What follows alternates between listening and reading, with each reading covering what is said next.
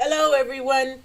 So, I wanted to share a couple tips with you in regards to the M365 Copilot. Now, there may be many of you out there that may default to ChatGPT sometimes, but I want to show you the added value of using the Copilot directly in M365. I have the URL at the top of the screen here.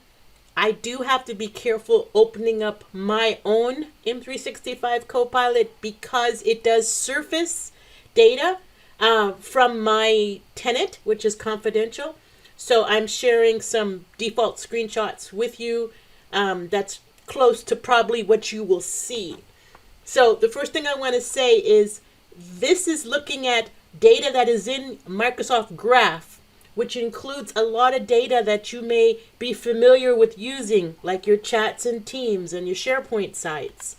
So if I'm just going to show you a screenshot of something else here. When I open up mine, one of these boxes might have share meeting notes, and then I've just redacted this. This is the name of a meeting that I had recently. So it's like, it's not just, it's kind of reminding me you had a meeting recently. Do you want to start drafting some meeting notes from that meeting? And it'll cite the meeting. I can click on it and go to that conversation and look at the Copilot's notes and so forth. Also over here, it's like, hey, you were shared, this big deck was shared with you recently. Would you like me to help you understand the main points from this deck? And that could be a document. And here is where you'll never experience these types of things in ChatGPT.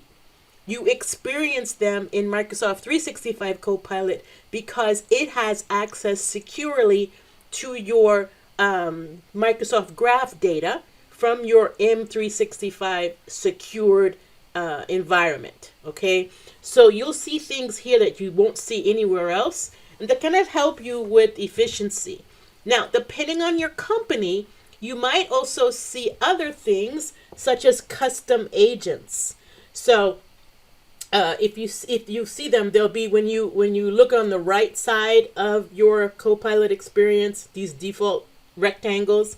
On the right, you'll see any available agents, and you can create your own agents and ground it on different data. So depending on your environment, your company, your home screen may look a little bit different than what you're seeing here that I have. Now, what I want to do is show you some of the creative value of this. And I'm going to start with my favorite prompt. And this is a prompt, I cannot take credit for writing this prompt, but it's one of the favorite prompts that I have seen this year, actually. And it's a fun work insights prompt. All right, so I'm going to read the prompt first, and I'm going to tell you why this is awesome, okay? The prompt is, look at my team's chats, meetings, and emails I've sent in the last 6 weeks. Based on the above analysis, what Star Trek character would represent my style of work best, and why? What would my abilities and personality flaws be? Can you format that as a Star Trek character dossier for me? Also, give me a Star Trek character friend group based on my recent interactions with my current top 5 collaborators. Provide them with different types of Star Trek characters, include their real name, Star Trek role and species, home planet, strengths and weaknesses, and why they are my friends and how they help me work here at Microsoft. Also, identify my rival based on recent interactions with my colleagues, and a short story of how we became nemesis but ended up being friends. List my real name, I am a she, her, my most similar existing Star Trek character, and include the rest of the information formatted and edited in a dossier style. Okay, so this is a pretty, I guess it's a prompt that's about a paragraph in length, right? I blew it up big here so you could read it. But what's highlighted in yellow is what you can change. So you could say, you could change the scope of this, which is looking at Teams chats, meetings, and emails. And this is something, again, you'll never get that on ChatGPT. It will not look at your emails. It should not look at your emails, chats, and meetings, right? But when you're in Microsoft 365, you're in a secure environment and it can leverage everything that it finds in Microsoft Graph. You can scope this down to how many weeks you want. I chose 6. Maybe I'm doing this for my Connect or some other reason that I need X amount of weeks. Now, again, I wouldn't get crazy with large scopes because now you're taxing the Copilot, but I think I find 2 to 8 weeks very comfortable. Now, I chose Star Trek because that's the series I love. But everywhere you see Star Trek, that could be replaced with Star Wars. I think the original prompt had Star Wars, and I revised it to use Star Trek. You could also use Game of Thrones. With Game of Thrones, you wouldn't say species, right? You might actually say kingdom, right? So instead of the Star Trek role and species, you might say Game of Thrones role and kingdom, right? Or home kingdom, or things like that. So you would adjust it for the TV show that you like and that you can relate to. Now I'm going to open the doc that it gave me, and of course I have to redact all of the names for privacy reasons.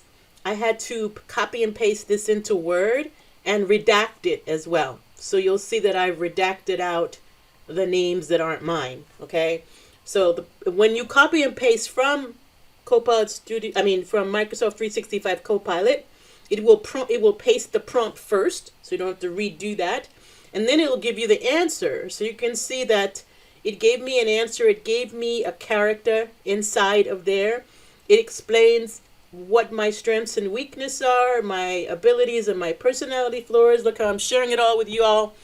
But then here's the fun stuff, the friend group. So it's looking at the people you work with, and it's telling you who are your friends and why. What are some strengths and weaknesses for those friends? And it even has down here, I think, the nemesis, the one that maybe started out as an enemy and ended up being a friend. So there was somebody that started out more like a Klingon for me, but we ended up loving our relationship. So basically, I just think this is really cool because it's a different kind of insight. It reminds me a little bit of, I don't know if you remember back in the day, we used to do those personality tests, ENJI or something like that, or we did the colors, red, blue, green, yellow. And these are just insights into ourselves and the people we work with. And this is, to me, a very modern version of that. And so I really love that. And trying out different TV shows is also kind of a fun thing. But the insights you get might be worth your time to look into. You'll never get this kind of insight on ChatGPT. Let's look at another one. Here's a prompt that's focused on emails. And this is like a catch-up. I think I would call it a catch-up type of a prompt. Maybe I've been kind of like focused on something else or away or whatever, and I want to get a recap of everything related to a particular topic. So the prompt here is, please go through all my emails over the past 2 weeks and create a list using bullets and title formats, prioritizing any feedback related to Champions webinars. So this is the client name or the project name that you can replace with whatever it is that you're trying to get a list of action items about.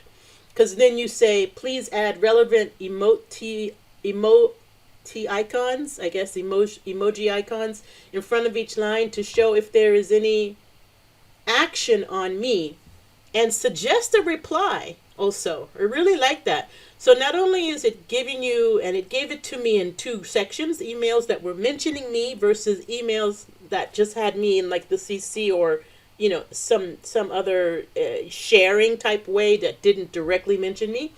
And it listed, I don't know, about 15 or 20 items. I get a lot of email. I don't know how much you get. But I love that it kind of summarized who that email was from, whether there was an action or not, and a suggested reply, that you could, use to answer back. So really like that one because it enables you to focus on a particular thing, and sometimes focusing can be hard when you get, hundreds of emails.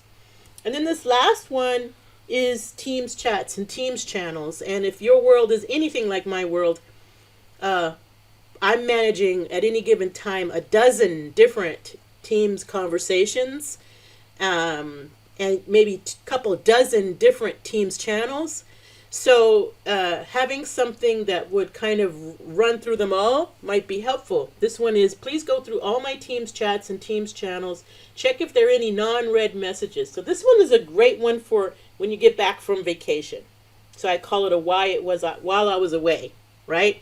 Check as if there's any non-read message and create a list using bullets and title formats, prioritizing at the top of the list those chats and channels who have mentioned me. Please add relevant emoji icons in front of each line to show if there is any action on me and suggest a reply if possible. I don't think I had any examples to share with you there, but you can imagine it would be very similar to this in appearance, where the name of the chat is there, who is it from, what action is required, a small snippet from that conversation, and a suggested reply. But this is specific to Teams. But you're welcome to change Teams chats and Teams channels to SharePoint lists or SharePoint sites, right? So you can go ahead and do that kind of thing. And I just feel like this is value that you will not find in an out-of-the-box ChatGPT because it doesn't have access to your secure knowledge, your secure information. The last thing I want to say is if you want your company to really be efficient at managing these prompts, what we have done is at Microsoft is we implemented the Prompt Buddy, which is a Power Apps app that helps you to collect, share, and reuse prompts across your company. So you can actually download this directly from GitHub and install it in your tenant and then invite your employees to contribute prompts. And you can set up your own categories. In our case, we're using products as categories. But you can keep a leaderboard. You can find out what your top prompts are. You can find out what the newest prompts are. I really love this app. And this is where I picked up these prompts. I just revised them for my own benefit so that I could use them in a way that was making me happy. So in the description, I'll put a link to where you can download the Prompt Buddy and implement it at your company. But I wanted to give you that tip for this week, that don't forget the value of Microsoft 365 Copilot. It's much higher than what you can get out of ChatGPT because it has access to your secure information and data that is found in the Microsoft Graph and in your tenant. And everything in here is highly secured and never links out to the web and is never used to train the model, right? But you could take advantage of that data with very creative prompts like you've seen today. I wish you the best, and I'll be talking to you soon.